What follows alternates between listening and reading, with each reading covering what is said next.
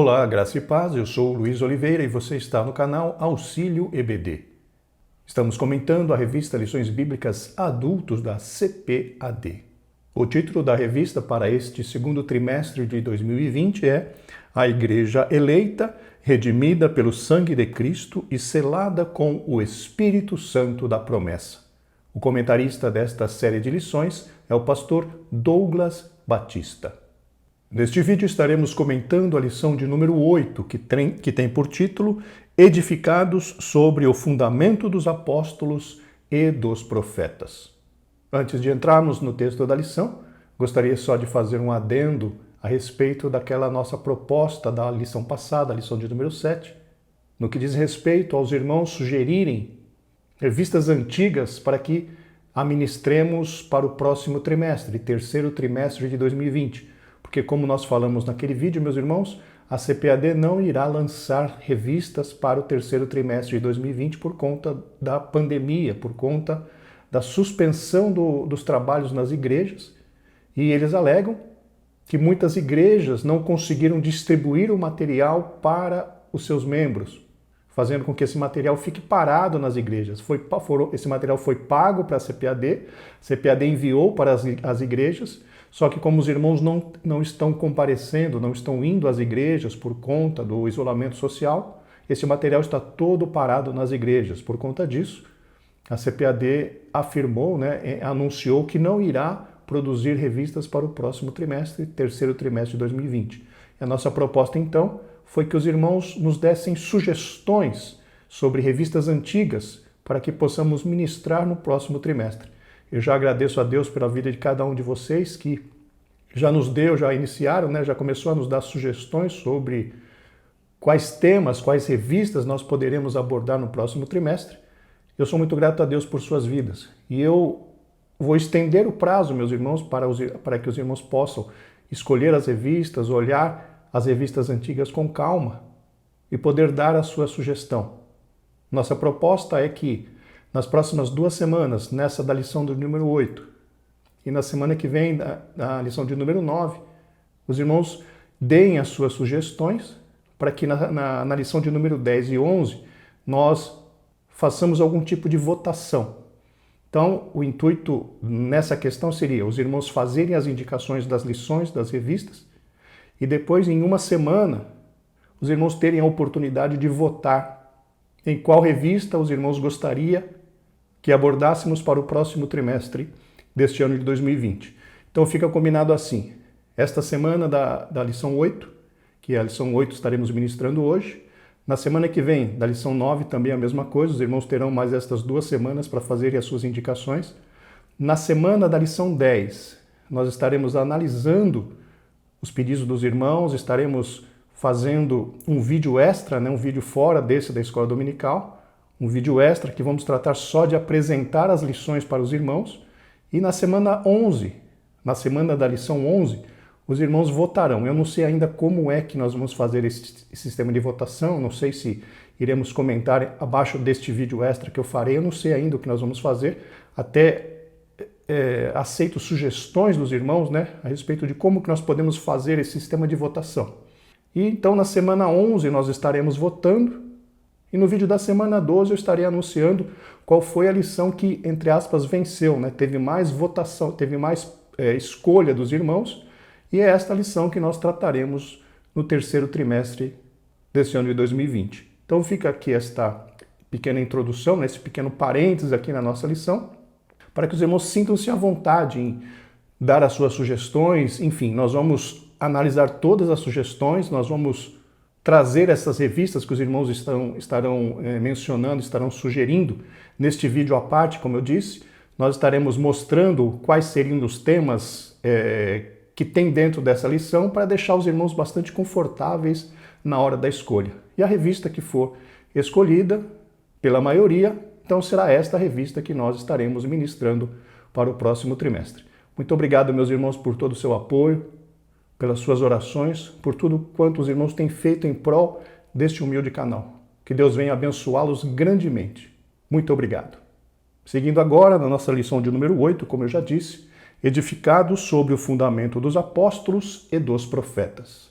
Conforme o próprio nome diz, meus irmãos, hoje nós estaremos meditando no fundamento espiritual da Igreja do Senhor. Este fundamento, todos nós sabemos, é Cristo Jesus, a obra que o Senhor Jesus realizou na cruz do Calvário. Ele é a pedra, ele é o alicerce, ele é o fundamento da nossa vida cristã. O textuário da lição está na carta de Paulo aos Efésios, no capítulo 2, versículo 20. Acompanhe a leitura. Edificados sobre o fundamento dos apóstolos e dos profetas, de que Jesus Cristo é a principal pedra de esquina. É importante, meus irmãos, nós conceituarmos agora já no começo da lição essa questão de pedra de esquina.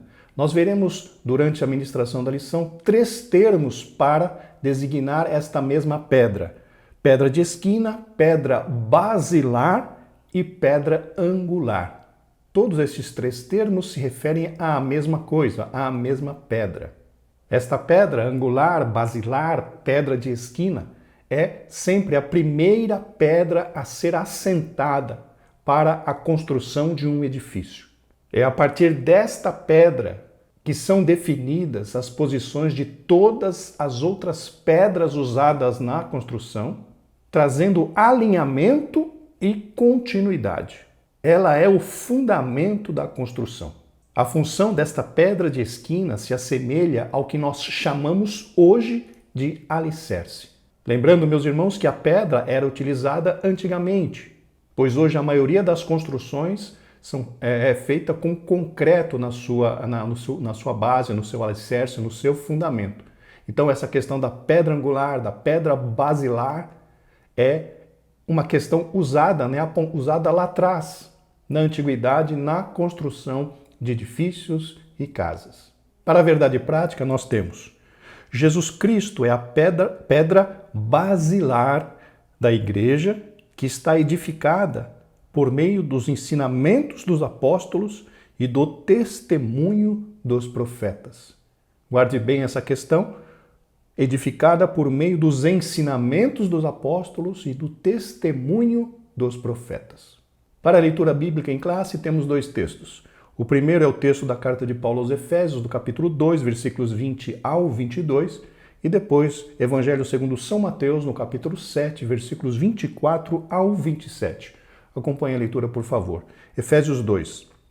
Edificados sobre o fundamento dos apóstolos e dos profetas, de que Jesus Cristo é a principal pedra de esquina, no qual todo o edifício bem ajustado cresce para templo do Senhor, templo santo no Senhor, no qual também vós juntamente sois edificados para a morada de Deus no Espírito.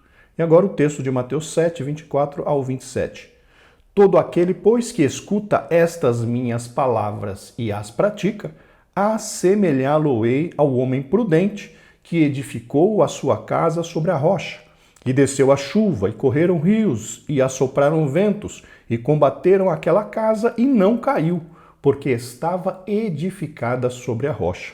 E aquele que ouve estas minhas palavras e as não cumpre, compará-lo-ei ao homem insensato que edificou a sua casa sobre a areia. E desceu a chuva, e correram rios, e assopraram ventos, e combateram aquela casa, e caiu. E foi grande a sua queda. Neste texto de Mateus 7, meus irmãos, temos claramente um segredo revelado. E que segredo seria esse? O fundamento é ouvir a palavra de Deus e praticá-la. Este é o fundamento desta parábola contada pelo Senhor Jesus. Ouvir a palavra de Deus e colocá-la em prática, e cumpri-la, praticá-la nas nossas vidas. Seguindo em frente, como objetivo geral, nós temos ensinar que Cristo é a base da igreja e estamos alicerçados na doutrina dos apóstolos e no testemunho dos profetas. Então vejam aqui, mais uma vez, temos a repetição do que foi tratado ali na nossa verdade prática. Como objetivos específicos, temos, para o tópico 1, explicitar que no Antigo Testamento Deus habitou no tabernáculo e no templo, mas que, no Novo, habita em nós por meio de seu Espírito Santo. Para o tópico 2, apresentar o fundamento da igreja, como a doutrina dos apóstolos e o testemunho dos profetas. E, finalmente, para o tópico 3, refletir que somos templo do Espírito Santo e devemos viver em santidade. Temos aqui, então, meus irmãos, os 3 objetivos a serem atingidos na ministração dos tópicos. Como sempre, antes de nós iniciarmos o comentário da lição propriamente dito, eu gostaria de lembrá-los que o roteiro deste vídeo estará disponível para download. O link estará na descrição deste vídeo, se você está assistindo pelo YouTube, ou então logo abaixo do vídeo, se você está acompanhando esta videoaula através do nosso site estudantesdabiblia.com.br. Sinta-se à vontade em fazer o download e utilizá-lo como assim desejar. Outro sim, eu gostaria de agradecer aos irmãos que se inscreveram no nosso canal. Ontem à noite atingimos a marca de 3.000 inscritos. Louvo a Deus pela vida de cada um de vocês, meus amados irmãos, que têm nos dado o seu apoio neste nosso humilde trabalho. Que Deus venha a recompensá-los grandemente. Nos dê a sua ajuda em oração. Somos muito carentes e necessitados dela. Sem mais delongas, vamos para a introdução. Por meio da reconciliação efetivada na cruz, Cristo formou a igreja. Efésios 2, no versículo 13 e 19, na Almeida Revista e Corrigida, nos diz: Mas agora, em Cristo Jesus, vós que antes estáveis longe, já pelo sangue de Cristo chegastes perto. Assim que já não sois estrangeiros nem forasteiros, mas concidadão dos santos e da família de Deus.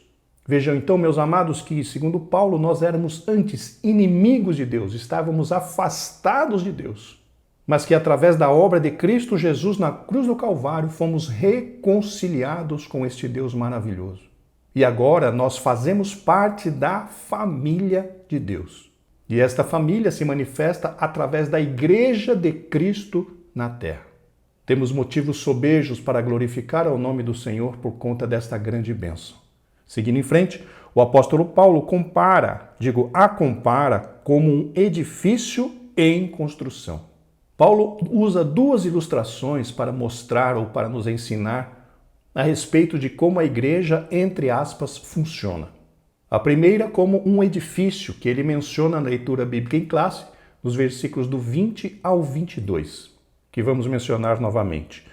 Edificado sobre o fundamento dos apóstolos e dos profetas, de que Jesus Cristo é a principal pedra da esquina, no qual todo edifício, bem ajustado, cresce para templo santo do Senhor, no qual também vós juntamente sois edificados para a morada de Deus no Espírito. Então, meus irmãos, a primeira comparação que Paulo faz é que a igreja, entre aspas, funciona como um edifício, no qual Jesus Cristo é a principal pedra de esquina. Já a segunda comparação que Paulo faz em relação à igreja é comparando-a com um corpo, no qual Cristo Jesus é o cabeça ou é a cabeça. Conforme podemos ler na mesma epístola de Paulo aos Efésios, no capítulo 4, agora no capítulo 4, versículos 15 e 16. Vamos ler na Almeida Revista e Corrigida. Antes, seguindo a verdade em amor, cresçamos em tudo naquele que é a cabeça, Cristo, do qual todo o corpo, vejam bem, todo o corpo, bem ajustado e ligado pelo auxílio de todas as juntas, segundo a justa operação de cada parte, faz o aumento do corpo para a sua edificação em amor. Então Paulo usa, meus irmãos, 2 metáforas, 2 comparações. Igreja como um edifício, tendo Cristo Jesus como a pedra principal, a pedra de esquina, a pedra basilar, a pedra angular, e também usa a metáfora de comparar a igreja com o corpo, sendo que Cristo é a cabeça e nós, os seus membros, os membros da igreja, somos os membros, as partes que compõem este corpo espiritual. Nesta lição, nós trataremos basicamente da igreja como sendo um edifício. Seguindo, a pedra angular dessa edificação é Cristo, e o fundamento é a doutrina dos apóstolos e o testemunho dos profetas. Tomando como referência a definição de pedra angular, Cristo é aquele que determina a posição que cada um de nós deve ocupar neste edifício espiritual. E lembrando que, como fundamento, Cristo é a base de tudo o que diz respeito à igreja do Deus vivo. Como lemos no versículo 21 que diz, no qual, em Cristo, entre aspas, todo edifício bem ajustado cresce para templo santo do Senhor. Então vejam que nós precisamos nos ajustar, entre aspas, a Cristo para que possamos crescer como templo santo do Senhor. E como que é esse ajuste? O ajuste para nós cristãos é nós nos esforçarmos para nos tornarmos iguais a Ele. Cristo é o nosso objetivo, Cristo é o nosso alvo a ser alcançado. Sermos como Ele foi, fazermos o que Ele fez, andarmos como Ele andou. Ele é o nosso supremo exemplo a ser seguido. E quando diz aqui, vai se ajustando, justamente é nessa questão de nós nos assemelharmos cada vez mais a Cristo Jesus. Como disse Paulo, sede meus imitadores, assim como eu de Cristo. Precisamos, meus irmãos, ter como meta imitarmos as ações, os sentimentos e tudo aquilo que Cristo realizou nesta terra. Ele é o nosso objetivo, ele é o nosso alvo principal a ser atingido como cristãos nesta vida. Em frente, assim há o propósito divino de que sejamos o templo santo do Senhor, a morada do Altíssimo. Conforme vimos nos trimestres anteriores, desde o tabernáculo de Moisés, Deus deseja, entre aspas, tabernacular, ou seja, habitar entre o seu povo. E hoje, na nova aliança, esta morada se dá através do recebimento do selo do Espírito Santo, como nós já vimos nas lições anteriores, que está nesta carta aos Efésios, no capítulo 1, versículo 13. Vamos ler na nova versão internacional. Quando vocês ouviram e creram na palavra da verdade, o evangelho que os salvou, vocês foram selados em Cristo com o Espírito Santo da promessa. E o que é este selo? Como já vimos, este selo representa a vinda do Espírito Santo para habitar em nós, crentes salvos em Cristo Jesus, conforme vemos claramente no versículo 22. Seguindo, nesta lição, estudaremos cada um destes aspectos. Glórias a Deus. Como ponto central, meus irmãos, nós temos Jesus Cristo é a pedra basilar da igreja. Mais uma vez, uma repetição do que temos na verdade prática e no objetivo geral. Tópico 1. Um edifício espiritual. Subtópico 1. O santuário judeu. O templo em Jerusalém era o símbolo do exclusivismo de Israel como povo de Deus. A proibição dos estrangeiros acessarem o templo era um motivo de inimizade entre judeus e gentios. Esse assunto já foi tratado em lições anteriores, mas o resumo disto é: os israelitas não entenderam o propósito que Deus tinha para a vida deles. E por conta de receberem essas revelações e por conta de receberem este privilégio de se relacionar com o Deus vivo, através do tabernáculo, através do templo, eles passaram a desenvolver um sentimento até de desprezo em relação às outras nações, sendo que eles deveriam ser os porta-vozes do Deus Todo-Poderoso e apresentar este Deus às demais nações, para que elas pudessem conhecer o poder, a misericórdia e o amor deste Deus maravilhoso. Em frente, ao reconciliar ambos os povos, Cristo aboliu as leis cerimoniais, desfez a inimidade entre eles e formou uma nova humanidade, ou seja, a igreja. Assim, o templo judaico perde sua relevância e um novo conceito de santuário é apresentado. O próprio Senhor Jesus afirmou isto na sua conversa com a mulher samaritana. Leamos o que diz então João no capítulo 4, versículos 20 ao 24. Vamos ler na Almeida, Revista e Corrigida. Nossos pais adoraram neste monte, e vós dizeis que é em Jerusalém o lugar onde se deve adorar. Disse-lhe Jesus: mulher, crê-me que a hora vem em que nem neste monte, nem em Jerusalém adorareis o Pai. O que ele está querendo dizer aqui? Até os gentios sabiam que os israelitas apontavam para Jerusalém como o único lugar correto para se adorar a Deus. E o que havia em Jerusalém? Justamente o templo. E no tempo de Jesus, o templo construído por Herodes. Então os israelitas tinham na sua mente que o lugar correto de adoração era em Jerusalém. Já os samaritanos tinham feito um templo ali no Monte de Samaria e achavam que era ali o lugar certo para adorar. Então havia esta guerra, essa dificuldade entre os povos. Mas Cristo disse: mulher, crê-me que a hora vem em que nem neste monte, o Monte de Samaria, nem em Jerusalém adorareis o Pai. Vós adorais o que não sabeis, o Senhor Jesus dizendo. Nós adoramos o que sabemos, porque a salvação vem dos judeus. Então Jesus estava dizendo que realmente o jeito, o modo em que os israelitas adoravam era o jeito correto, porque a salvação foi, em primeiro lugar, apresentada aos judeus, para que eles a anunciassem para as outras nações. Mas, como eu disse a vocês, eles falharam nisso. Seguindo em frente, mas a hora vem, e agora é, em que os verdadeiros adoradores adorarão o Pai em espírito e em verdade, porque o Pai procura a tais que assim o adorem. Deus é espírito e importa que os que o adorem em espírito e em verdade. Percebam então, meus irmãos, que o Senhor Jesus estava dizendo que esta obrigatoriedade da adoração no templo em Jerusalém estava chegando ao fim. Ele disse: a hora vem e agora é em que os verdadeiros adoradores adorarão o Pai em espírito e em verdade. Onde? Em Jerusalém? Não. Onde quer que eles estivessem.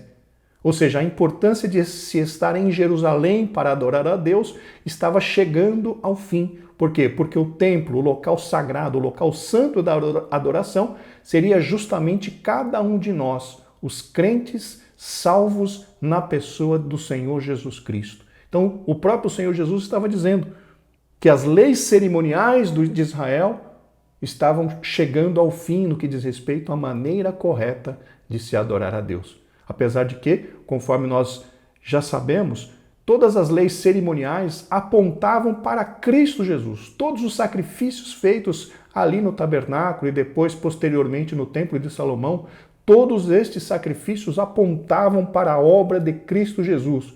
E Cristo Jesus, quando veio, cumpriu toda a lei. E com isso dissolveu essa necessidade anterior de adorar a Deus apenas no tabernáculo ou no templo.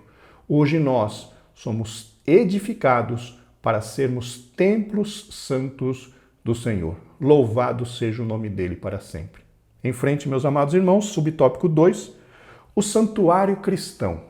Os que pertencem a Cristo são comparados a um edifício onde Deus habita em espírito. Nós acabamos de comentar sobre isso. Seguindo em frente, o ensino apostólico lembra Salomão, quando este reconheceu que o templo em Jerusalém não podia conter a Deus. E reafirma a instrução de Estevão em que o Altíssimo não habita em templos feitos por mãos de homens. No texto de Atos 7, do 48 ao 50, que o comentarista faz menção, Estevão estava se referindo ao que o profeta Isaías havia profetizado quase 700 anos antes de Cristo, reforçando a noção que Salomão tinha de que Deus era maior do que todas as coisas. Leiamos Jeremias no capítulo 23, versículos 23 ao 24, na Almeida Revista e Corrigida. Sou eu apenas Deus de perto, diz o Senhor, e não também Deus de longe? Esconder-se-ia alguém em esconderijos, de modo que eu não o veja, diz o Senhor? Porventura não encho eu os céus e a terra, diz o Senhor. Vejam que Jeremias diz, não encho eu os céus e a terra. Isso mostra claramente que o nosso Deus é muitíssimo maior do que todas as coisas. E uma casa não seria suficiente para conter este Deus. Deus é muito maior do que tudo isso. Glórias ao nome do Senhor.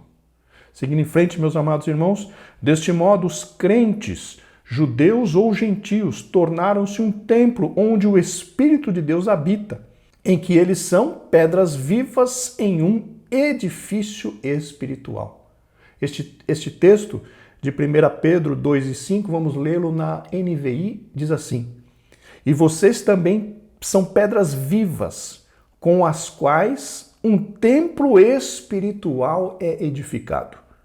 Além disso, são sacerdotes santos, por meio de Jesus Cristo, oferecem sacrifícios espirituais que agradam a Deus. Então vejam que Pedro está citando que nós somos pedras vivas neste edifício. Ou seja, pedras que vão, se nós pudermos fazer esta comparação, pedras que vão se movimentando, que vão crescendo, que vão ajustando este edifício para que ele cresça para a glória de Deus. Então, meus amados, você e eu somos membros deste edifício, pedras vivas que Deus escolheu para colocar neste edifício, para edificá-lo, para que o seu nome seja glorificado. Vamos em frente, meus amados, subtópico 2, a pedra angular. Na arquitetura antiga, a construção de um edifício requeria uma pedra angular. Nós já vimos isso no começo. Ela é traduzida como a pedra mais importante ou pedra principal. Ela era posta no canto do prédio para sustentar o alicerce, firmar e unir toda a estrutura e manter as paredes em linha certa. Para que se tenha uma ideia dessa dimensão, em uma das escavações no local do templo em Jerusalém foi encontrado um monólito com cerca de 12 metros de comprimento. Já mencionamos um pouco a respeito desta pedra angular no início da nossa aula hoje. Acho interessante os irmãos notarem este detalhe que o comentarista pontuou. Ela era posta no canto do prédio para sustentar o alicerce, firmar e unir toda a estrutura e manter as paredes na linha certa. É o Cristo Jesus, é o nosso Senhor, meus amados irmãos, que dá sustentação e garante a vitalidade deste edifício maravilhoso, que representa a sua igreja. O Evangelho segundo São Mateus, capítulo 16, versículo 18, na Almeida Revista Corrigida, nós encontramos: pois também eu te digo que tu és Pedro, e sobre esta pedra edificarei a minha igreja, e as portas do inferno não prevalecerão contra ela. Que pedra foi essa que o Senhor Jesus disse que edificaria a sua igreja? Justamente a declaração de Pedro que disse: tu és o Cristo, o Filho do Deus vivo. Então o Senhor Jesus disse: sobre esta pedra, sobre esta afirmação, declaração que você fez de que eu sou, que Jesus Cristo era o Filho de Deus, que Jesus Cristo é o Filho de Deus, sobre esta declaração, o Senhor Jesus iria edificar a sua igreja e que as portas do inferno, as ações malignas, não iriam triunfar sobre a igreja do Senhor Jesus Cristo. Então, meus amados, mais uma referência de que Jesus Cristo é a pedra angular, é a base, é o fundamento desta igreja maravilhosa de Deus na terra. Dando sequência, então, ao subtópico 4, Cristo, a pedra principal. A edificação de Cristo como a pedra angular remonta à profecia messiânica em que a pedra rejeitada tornou-se pedra de esquina. Ele mesmo afirmou ser a cabeça de esquina, assim como também os apóstolos testificaram ser Cristo a pedra principal. Portanto, a pedra angular deste novo santuário é o próprio Cristo. Aqui podemos fazer referência ao que nós mencionamos agora há pouco, a respeito de Mateus 16, 18, quando Cristo disse que sobre a afirmação de Pedro, de que ele era o Cristo, o Filho de Deus vivo, ele edificaria a sua igreja. Ou seja, ele estava afirmando que ele realmente seria a pedra de esquina, a pedra angular deste edifício espiritual. Seguindo, meus amados, no Sermão do Monte aprendemos que o homem prudente edifica a sua casa sobre a rocha, que é Jesus Cristo. Essa questão, meus amados, de Mateus 7, 24, como nós mencionamos lá na leitura bíblica em classe, aponta para a necessidade da obediência à palavra de Deus, para que possamos edificar a nossa casa espiritual sobre a rocha. O próprio Senhor Jesus frisou isso no versículo 24 da leitura bíblica em classe, quando ele disse: todo aquele, pois, que escuta estas minhas palavras e as pratica, assemelhá-lo-ei ao homem prudente que edificou a sua casa sobre a rocha. Notem então, meus irmãos, que a ênfase que o Senhor deu foi justamente a necessidade da obediência à sua palavra. Aquele que ouve e obedece, aquele que ouve e atende. Glórias ao nome do Senhor. Indo para o tópico 2, meus irmãos, nós temos o fundamento, apóstolos e profetas. Subtópico 1, o conceito de apóstolos. O termo grego apóstolos é usado para enviado ou mensageiro. O apostolado é centrado na natureza da missão de Cristo, que foi enviado para ser o Salvador do mundo. Nos evangelhos, Mateus, Marcos e Lucas usam o termo quando se referem aos 12 escolhidos por Jesus. Eles foram testemunhas oculares do ministério, morte e ressurreição de nosso Senhor.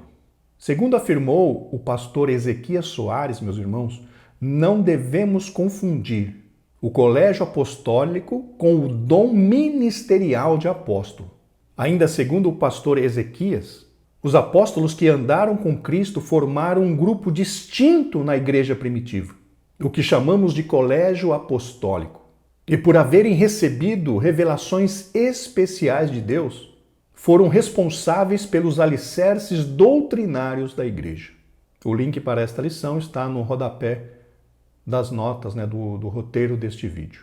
Seguindo em frente, assim Paulo também foi chamado pelo próprio Senhor para ser apóstolo. Aos apóstolos foi confiado o ministério da palavra com o compromisso de instruírem a igreja.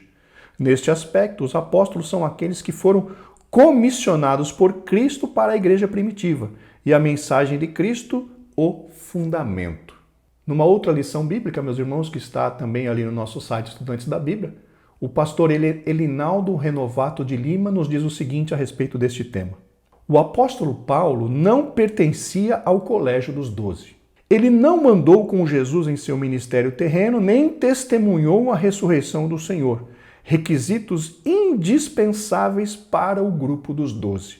Humildemente, o apóstolo reconheceu que não merecia ser assim chamado, pois considerava-se entre aspas, abortivo, como que nascido fora de tempo, o menor de todos.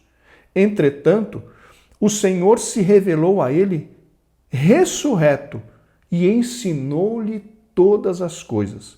O apóstolo recebeu o evangelho diretamente do Senhor. Embora o colégio apostólico não tenha reconhecido o apostolado paulino, as igrejas plantadas por ele era o selo de seu ministério apostólico. Então este texto, meus irmãos, foi escrito pelo pastor Elinaldo Renovato de Lima e também está, o link para acessá-lo está no rodapé desse roteiro dos vídeos. Eu vou deixar os 3 links, Tem três referências às lições.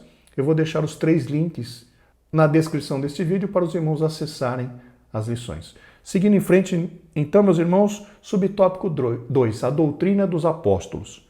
Embora não se possa desassociar das pessoas o ofício que ocupavam, o que constitui o fundamento da igreja não são os apóstolos em si, mas a doutrina que eles ensinavam, ou seja, as Escrituras. Os apóstolos receberam a doutrina diretamente de Cristo.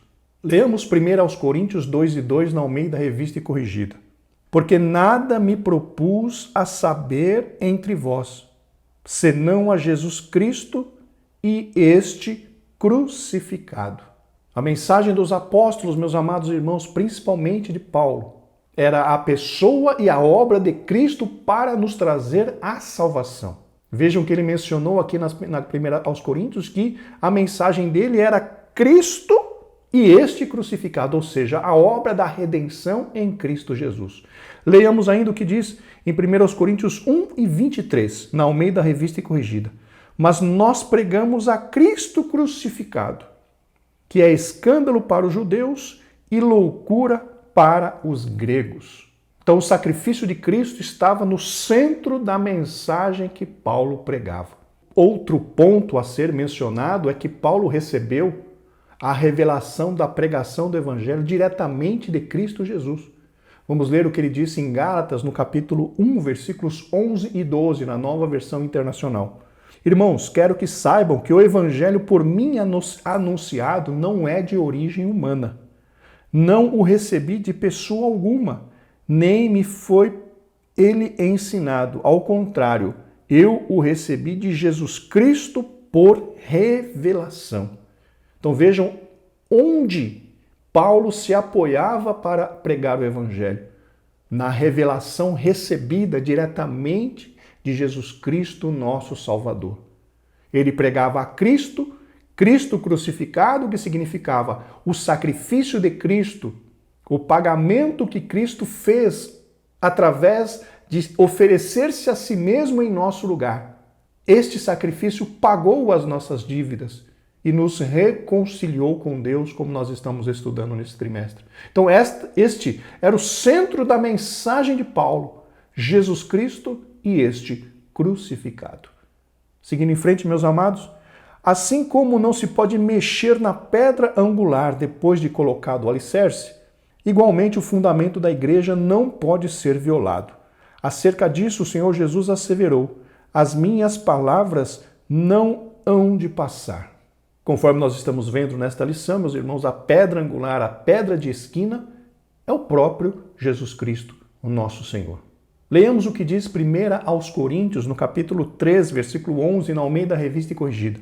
Ninguém pode pôr outro fundamento, além do que já foi posto, o qual é Cristo Jesus. Veja então que Paulo realmente está afirmando que o fundamento, a pedra angular, não pode ser mudada. Vamos em frente, meus amados? A Bíblia de Estudo Pentecostal ratifica que a revelação dos apóstolos, conforme temos no Novo Testamento, nunca poderá ser substituída ou anulada por revelação, testemunho ou profecia posterior. Sobre este tema, o próprio Paulo afirma na sua carta aos Gálatas, no capítulo 1, versículos 8 e 9, vamos lê-la na Nova Versão Internacional.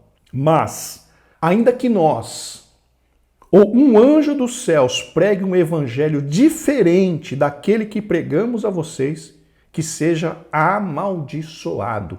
Como já dissemos, agora repito, se alguém anuncia a vocês um evangelho diferente daquele que já receberam, que seja amaldiçoado, na Almeida Revista e Corrigida diz que seja anátema. Então Paulo diz aqui claramente na sua carta aos Gálatas que aquele evangelho que ele pregou é a verdade. E todos aqueles que pregarem um evangelho diferente daquele, que seja amaldiçoado. Por quê? Porque está pregando algo que não condiz com a verdade. O verdadeiro evangelho foi aquele que Paulo entregou. O verdadeiro evangelho é aquele que nós temos acesso através da Bíblia Sagrada, através dos ensinos do Senhor Jesus, através do ensino dos seus apóstolos, daqueles que foram inspirados pelo Santo Espírito para escrever esta coisa maravilhosa que foi nos entregue nas nossas mãos, que é a Bíblia Sagrada. E a Bíblia, sendo a palavra de Deus, ela é a palavra de Deus. Ela contém palavras que nos salvam, que podem nos salvar. Palavras que são verdadeiras maravilhas. E segundo Paulo diz, é o poder de Deus para salvar aquele que crê. Então, meus amados, não podemos pregar um outro evangelho. Quem prega um outro evangelho será amaldiçoado, como disse Paulo aqui na sua carta aos Gálatas. Vamos em frente então, subtópico 3. O testemunho dos profetas. A palavra grega profetes significa proclamador e intérprete da revelação divina. O pastor Cláudio Honor de Andrade define profeta como sendo a pessoa devidamente vocacionada e autorizada por Deus para falar por ele, Deus, e no lugar dele, no lugar de Deus. Então vejam, pessoa devidamente vocacionada e inspirada por Deus para falar no lugar de Deus e falar por Deus. Então esta é a definição de profeta dada pelo pastor Cláudio Honor de Andrade. Seguindo em frente, a ordem da frase em Efésios 2:20, apóstolos e profetas, indica tratar-se dos profetas da igreja e não os do Antigo Testamento. O comentarista define estes profetas no livro de apoio como sendo os homens santos de Deus que falaram inspirados pelo Espírito Santo, apontando para o texto de 2 Pedro, no capítulo 1, versículo 21. Vamos lê-lo na Almeida Revista e Corrigida. Porque a profecia nunca foi produzida por vontade de homem algum, mas os homens santos de Deus falaram inspirados pelo Espírito Santo. No livro de apoio, meus irmãos, há uma menção sobre uma discussão que se tem sobre se esses profetas mencionados aqui em Efésios 2:20 eram os profetas do Antigo Testamento ou o do Novo Testamento. E o comentarista, apoiado por John Stott e também pelo comentário bíblico pentecostal afirma que estes profetas mencionados em Efésios 2:20 são justamente os profetas do Novo Testamento e não do Antigo. E que esses profetas são primariamente representados pelos líderes da igreja. Então, se você comprou o livro de apoio, consulte ali nas páginas 95 e 96, que você vai encontrar essa discussão, estes detalhes, né, dessa discussão entre se os profetas seriam, esses profetas mencionados em Efésios 2:20 seriam os do Antigo ou do Novo. Ali, o pastor Douglas Batista apresenta uma série de razões apontadas em outros escritores que mostram que esses profetas são justamente os do Novo Testamento. Eu não quis trazer aqui para que a aula não fique ainda maior para nós, mas se você tem um livro, acho interessante você dar uma olhada nessa discussão. Continuando então, meus amados irmãos, mais adiante, Paulo assegura que a compreensão do mistério que no passado estivera oculto e de que os gentios tinham igual posição no corpo de Cristo e eram participantes da promessa, foi revelado pelo Espírito aos profetas do Novo Testamento. Aí mais uma indicação de que os profetas justamente eram os do Novo Testamento. Vamos ler o que diz Efésios capítulo 3, versículos 4 a 6, na Almeida Revista e Corrigida. Pelo que, quando ledes, podeis perceber a minha compreensão do mistério de Cristo, o qual noutros séculos não foi manifestado aos filhos dos homens, mas, como agora, tem sido revelado pelo Espírito aos seus santos apóstolos e profetas, a saber, que os gentios são co-herdeiros e de um mesmo corpo e participantes da promessa em Cristo pelo Evangelho. Então vejam aqui que a revelação foi feita agora aos santos apóstolos e profetas, ou seja, apontando que realmente esses profetas de Efésios 2:20 seriam os profetas do Novo Testamento. Há uma outra menção sobre este assunto no livro de Colossenses, no capítulo 1, versículo 26. Vamos ler na Nova Versão Transformadora. Esta mensagem foi mantida em segredo por séculos e gerações, mas agora foi revelada ao seu povo santo. Vejam, a ênfase seria no agora, mas agora foi revelada ao seu povo santo. Quem é o povo santo? No caso, no versículo de Efésios 3, seriam os apóstolos e profetas. Já em Colossenses, Paulo se refere apenas ao povo santo. Tudo isso, irmãos, então vem corroborar com essa indicação de que esses profetas seriam os profetas do Novo Testamento.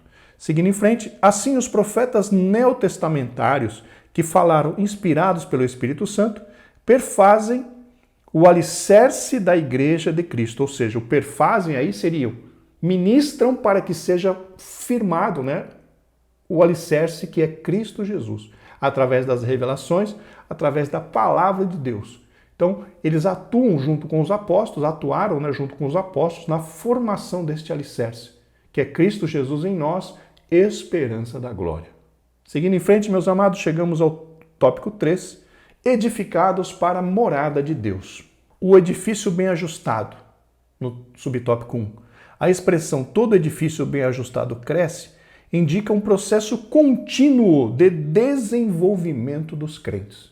Aqui, meus irmãos, temos um conceito muito importante, que é a expectativa de Deus de que todos os crentes em Cristo cresçam e amadureçam, atingindo assim a chamada maturidade espiritual, conforme nós vemos na carta de Paulo aos Efésios, no capítulo 4, versículos 11 a 13. Vamos ler na Almeida Revista e Corrigida.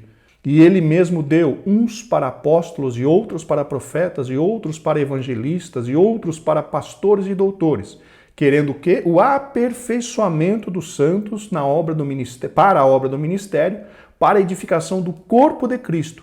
Até quando? Até que todos cheguemos à unidade da fé e ao conhecimento do Filho de Deus, a varão perfeito, à medida da estatura completa de Cristo. O que representa tudo isso? Justamente o atingimento da maturidade espiritual. Esta é a expectativa de Deus para todos nós, que nós cresçamos, que nós melhoremos, que nós cheguemos cada dia mais perto da maturidade espiritual, pois é para isso que Deus elegeu os dons ministeriais, para apóstolo, profeta, evangelista, pastor e doutor. Todas estas 5 funções, todos esses 5 ministérios, Dons ministeriais devem ser usados para ajudar a todos nós a que cheguemos à maturidade espiritual. A igreja do Senhor não é um edifício morto, não é um edifício parado, mas como nós já mencionamos anteriormente, somos pedras vivas, pedras que se movimentam, pedras que deveriam pelo menos estar se aperfeiçoando, melhorando cada dia, rumo à maturidade espiritual. E quando nós crescemos, nós ajudamos aqueles que estão ao nosso lado a crescer também, ou seja, é um crescimento mútuo, um ajudando o outro, pois somos, como já dissemos, pedras vivas neste edifício espiritual. Seguindo em frente, meus amados, assim como todas as partes do edifício devem estar harmônicas, o crescimento da igreja também depende de tudo ser bem ajustado a Cristo. Vejam esse detalhe, bem ajustado a Cristo. Para ilustrar, meus irmãos, essa questão de que a harmonia gera crescimento, gostaria de ler com vocês Efésios no capítulo 4, versículos 15 e 16, na Nova Versão Transformadora. Em vez disso, falaremos a verdade em amor, tornando-nos em todos os aspectos cada vez mais parecidos com Cristo, que é a cabeça. Cristo faz que todo o corpo se encaixe perfeitamente. E cada parte, ao cumprir a sua função específica, ajuda as demais a crescer, para que todo o corpo se desenvolva e seja saudável em amor. E vejam então, meus irmãos, que esse bem ajustado a Cristo, que o comentarista pontuou aqui, está diretamente relacionado à nossa relação com Ele. Porque como nós lemos aqui em Efésios 4, 15 e 16, e cada parte, ao cumprir a sua função específica, ou seja, cada um de nós, e aqui em Efésios 4 ele fala não a respeito de um edifício, mas a respeito de um corpo. Se cada um de nós, como membros deste corpo, fizer a sua parte, fizer aquilo para o qual cada um de nós foi chamado, este corpo, esse edifício vai crescer. E aqui, no final do versículo ainda diz, para que todo o corpo se desenvolva e seja saudável em amor. Vejam, meus irmãos, que quando nós nos ajustamos a Cristo, o amor de Cristo, a Bíblia fala que nos constrange, ou seja, nós recebemos tanto o amor dele que esse amor faz com que nós também comecemos a desenvolver amor pelos outros. Então vejam como é interessante essa questão desta união. O cristão é aquele que está unido ao outro cristão. O cristão é aquele que está em comunhão com o outro cristão. E quando nós estamos em comunhão, nós vamos crescendo, nós vamos desenvolvendo e nós vamos ficando saudáveis, ou seja, com saúde. O nosso amor demonstrado uns para com os outros nos traz saúde, saúde mental, saúde física e saúde espiritual principalmente. Vejam então que mecanismo maravilhoso. Nos ajustando a Cristo, amando como Cristo amou, realizando as obras que Cristo realizou. Com isso, a igreja vai crescendo e vai se desenvolvendo sadia, sarada, com muita saúde para a glória do nome do Senhor. Vamos em frente, meus amados? Nessa caminhada, o salvo comporta-se como filho obediente e passa a evidenciar o fruto do Espírito. O desenvolvimento prossegue até alcançar a medida completa de Cristo, pois todo crente bem ajustado torna-se templo santo do Senhor. Tudo isso nós acabamos de mencionar agora há pouco. Subtópico 2, templo santo do Senhor. No Senhor. A palavra que é usada para templo é o vocábulo naon, que designa o recinto interior, o lugar santíssimo, ou seja, o lugar do encontro do sumo sacerdote com Deus. Todavia, a analogia paulina não se refere a uma estrutura material, mas sim ao crente que se tornou templo santo. A analogia aqui, meus irmãos, é bem interessante. Ao lugar de Deus se manifestar dentro do lugar santíssimo, o templo que havia em Jerusalém, atualmente este Deus se manifesta onde? No coração, na vida do cristão fiel, que se tornou o templo santo do Senhor com a vinda do Espírito Santo morar dentro dele. Conforme mencionamos anteriormente, o próprio Senhor Jesus disse que os verdadeiros adoradores adorarão o Pai em espírito e em verdade, ou seja, com o coração limpo, preparado e consagrado para ser a habitação do Deus vivo através do Espírito Santo. Essa é a nossa responsabilidade, nos mantermos preparados, nos mantermos santos ou seja, separados das coisas do mundo, para que o Espírito Santo continue habitando em nós. Seguindo em frente, separado do pecado, quem pertence a Cristo passa a viver em santidade. Como resultado, ao desfrutar da comunhão divina, o crente recebe o livre acesso à presença do Pai, tornando-se assim morada de Deus no Espírito. Conforme acabamos de mencionar, meus irmãos, quando nós somos santos, que significa separado do pecado, nós estamos nos aproximando cada vez mais de Deus, separados do pecado para nos dedicarmos ao Deus Todo-Poderoso. E conforme vimos em lições anteriores, Isaías 59:2 diz que os pecados fazem separação de nós e do nosso Deus.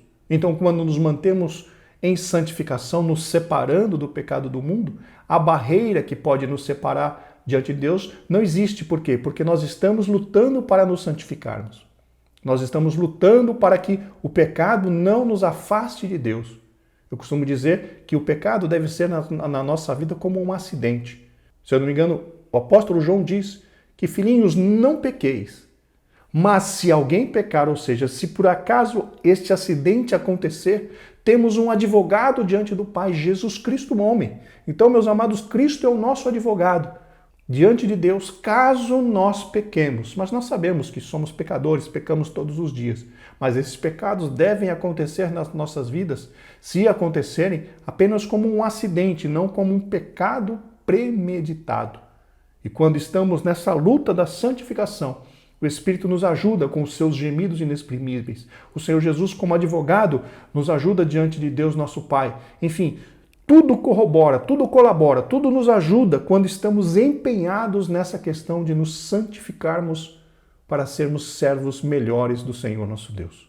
Então vejam a necessidade, a importância da santificação nas nossas vidas. Vamos em frente, subtópico 3, morada do Altíssimo. No Antigo Testamento, a expressão morada de Deus fazia alusão ao tabernáculo e depois ao templo israelita. Indicava o lugar de habitação permanente e de comunhão íntima. O lugar santíssimo, tanto no tabernáculo de Moisés quanto no templo de Salomão, representava o local da manifestação do Deus de Israel. O acesso a ele estava vetado, estava proibido a pessoas comuns.